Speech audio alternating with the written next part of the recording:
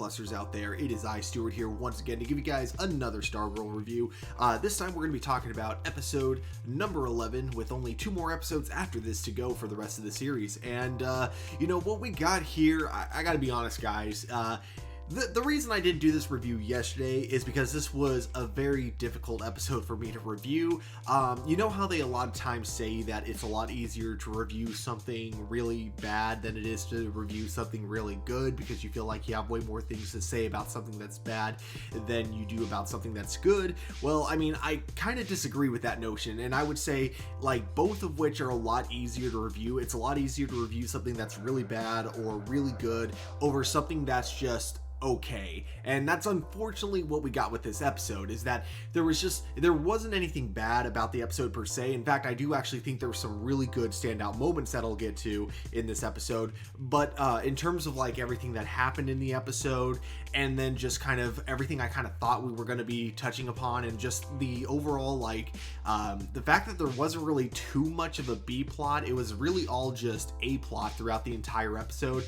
It kind of made the episode just not that entertaining overall, and it just made it kind of a very forgettable one. Like, let's put it this way, like, years from now, if I'm going back on HBO Max and I'm rewatching certain episodes of Stargirl, this would be an episode that I would probably skip, if I'm being honest. And I think it just kind of comes down to what really happens in the episode. Not that much. We get Courtney, who is now in the Shadowlands, and of course she's trying to find a way out when she runs into Sydney, and Sydney is the one who really explains kind of the rules of the Shadowlands, and we know it's like actually Sydney, which is not surprising because we saw that she actually got sucked in there a few episodes ago. And then also we saw from the trailers that there was going to be like a lot of Courtney and Sydney moments in this episode, and I really thought this was something that the writers could have had a lot of fun with, a chance to like kind of show that maybe in a different world the two of them could have actually been friends, which is what they tend to do with a lot of these types of tropes. Whenever you get like two enemies actually like happen to take time to get to know each other, oftentimes they find that they have more in common than they want to admit. And there are kind of moments like that. Like, there's moments where both of them see each other's backstories, and then they do like slight commentary, but the conversations between the two of them never get as deep as I was really hoping.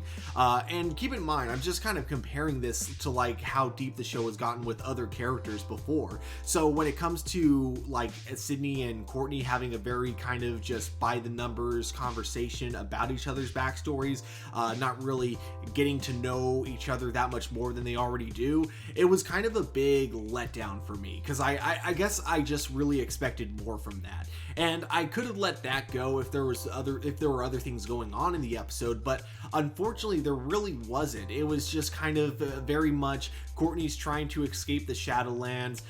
Pat and Barbra are trying to get her out of the Shadowlands, so they use the Green Lantern's ring in order to locate where the Shade is at, because with the ring being made of pure light, just like the cosmic staff, it's able to sniff out darkness, and because the Shade's power comes from Eclipso, otherwise known as pure darkness, that's how they're able to basically find the Shade. And they convince him very fast to basically free Courtney, which is something that, to me, it's weird that he wouldn't have even tried to do in the first place. Like, I get that he's a villain and everything, but they make it very clear that he's not like evil. So with him just kind of freeing Eclipso just so he can get his power back to heal himself, but then immediately kind of like ditching everyone and going his own way for a while until realizing that he hasn't fully healed, to me just kind of felt very strange. And especially because within this same episode you have Dr. Midnight the entire time trying to convince everyone that the Shade isn't a bad person, and we see him just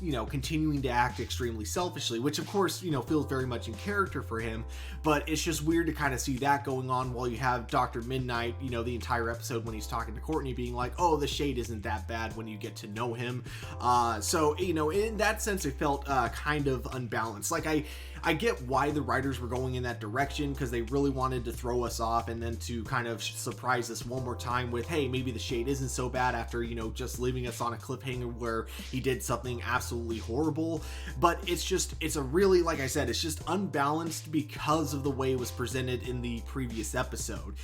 The way it was presented in the previous episode, he seemed to have had like zero care for the fact that he just, endangered Courtney, Pat, and I'm sorry, I forgot the other one's name, but the Alan Scott's daughter, Green Lantern. He seemed to have had like zero sympathy for that at all, and then in this episode suddenly he's showing like a lot of regret and just kind of feels extremely unbalanced in that sense.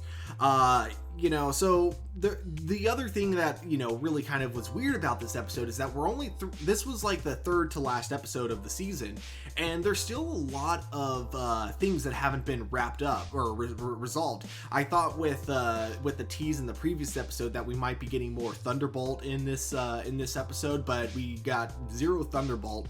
We got a reminder of Yolanda and Rick Tyler, but we didn't really get anything like we didn't really get to see what they were up to in the episode. Like, obviously, I know that Yolanda is still depressed in her bedroom, probably, and then Rick is still in prison. But, I mean, any kind of update on the two of them could have been, would have been really nice to see. But, unfortunately, we get absolutely nothing from both of them. And it's just, unfortunately, the episode is just so focused on Courtney and Sydney throughout the whole thing. And even with the two of them being the main focus of the episode doesn't really do as much with them as I wish they did. Now, there are some positives for this episode, and like I said, this is why it's such a challenging episode to review, because it's not a bad episode. Nothing in this episode happens that's really bad, but there are some good moments in this episode. It's just that they're so few and far between that you kind of forget about them on your first viewing.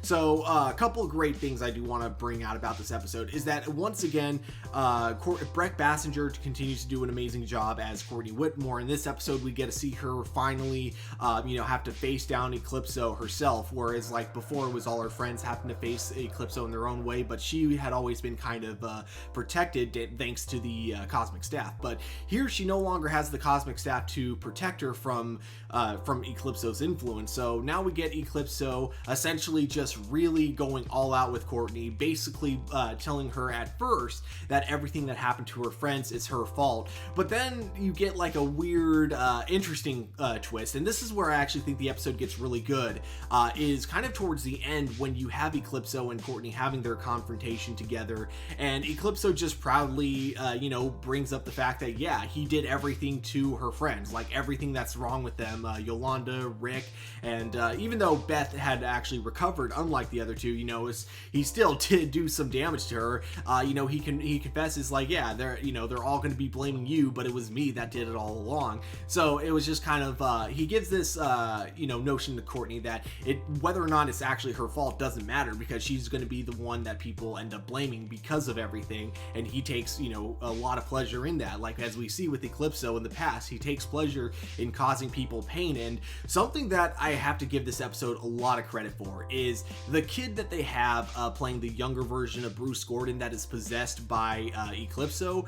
This kid is terrifying. Like normally when it comes to horror movies, I always really hate it when they try to make kids seem scary, because to me kids are just not scary at all. They're annoying. So whenever I see a horror movie where we're supposed to be afraid of a little kid, I always have to like kind of roll my eyes. But here with Eclipso and the way that they're utilizing him as the younger Bruce Gordon, I think they've been doing an amazing job, and that kid is doing such a great job at acting. Like the kid is genuinely terrifying. I don't know how old the actor is that plays him, but man, he does a good job, and you really, you're really just terrified by like every word that he says, with how much he talks about how he loves causing pain to other people and how he loves everything that he knows that he's put Courtney through.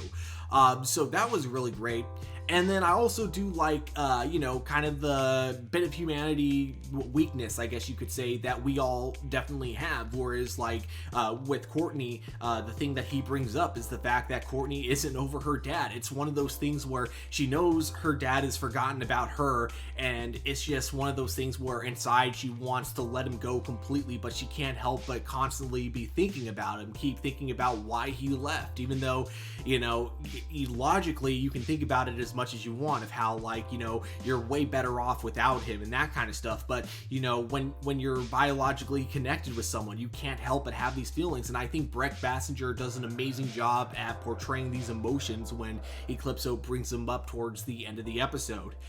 So I guess that would be probably the highlight of the episode, are really the Eclipso Courtney scenes, and I'd say that's like a good thing and a bad thing at the same time, because like I said, the thing that I really wish the episode highlighted more would have been, I wish kind of there was more screen time between Sydney and Courtney. I kind of wish the two of them could have gotten to know each other like a little bit better, and then maybe have like both of them have sympathy for each other and have a bigger understanding of both of themselves, you know, maybe even hint at a redemption arc for Cindy. But in this episode, even though they show that Cindy's a victim, they really show that they make it seem like there's no redemption for her, like she's too far gone in the episode. And that's something that I think they could have done a little bit of a better job. Like, even if that's what the writers are going for, even if they're going for her being an unredeemable villain, they really should have showed us more of her childhood instead of just kind of implying it. A lot of it was implied, and yes, there are enough pieces to where you can kind of put a lot of it together,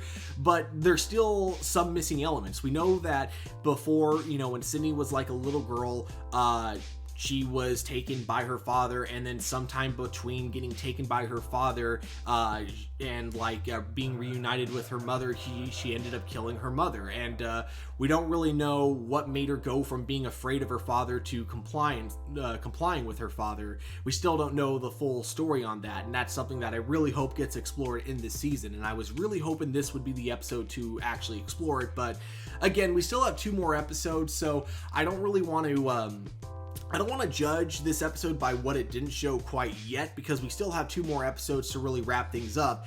It's just that I'm looking at the rest of the arcs that we still have, hanging, and I'm wondering if 2 episodes is really going to be enough. And a part of me, even though the show hasn't let me down yet, I guess a part of me is just worried it's going to kind of pull the Titans in a way, and it's just going to become a super rushed last 2 episodes like Titans tends to do every season. Like with when they try to wrap everything up, it tends to be done in 2 episodes, and it tends to feel like extremely rushed, and I really hope we don't get that with Stargirl.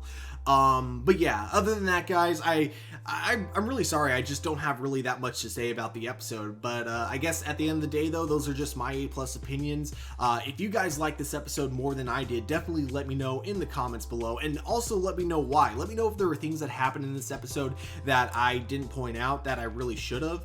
But yeah, it's too bad. Like, I really wish I'd liked this episode a little bit more, but I guess, it's not a bad thing to just have an okay episode here and there. It just makes it a lot more challenging to review. But yeah, like I said, guys, end of the day, those are just my A+ opinions. We always want to know what you guys think here on A+ opinions, so definitely let us know in the comments below. Don't forget to hit that like button, subscribe to our channel, but of course, guys, above all, don't forget to keep it A+.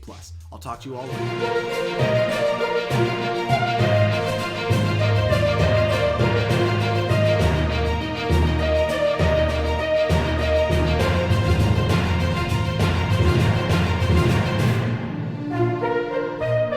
Enjoy our content and want to be a part of helping our channel grow? Become a patron supporter. We have affordable tiers to choose from that offer a variety of exclusive and early access content, from audio files for all of our shows for you to enjoy on the road, access to our Discord community, and plenty of reactions, reviews, character breakdowns, and more. Check us out at patreon.com/A+opinions, and as always, remember, like, subscribe, and hit that bell notification so anytime we drop a brand new video, you will be notified.